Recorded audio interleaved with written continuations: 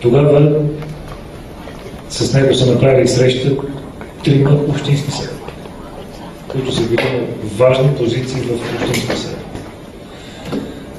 За тях, така в общи линии, негласно се знаеше, че това са брокерите в общинския съвет. Знаете, че до 2007 година политическа партия ГЕРБ нямаше общински съветници.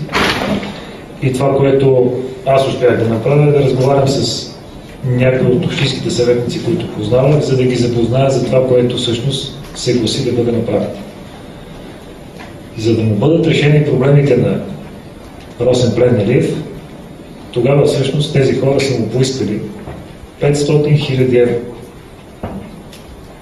Това, което разговарях с него, е, ако е възможно да даде показания, да може да бъде образувано досъдебно производство. Той каза, че не желая да се занимава, но в никакъв случай няма да участва в подобен корупционен механизъм.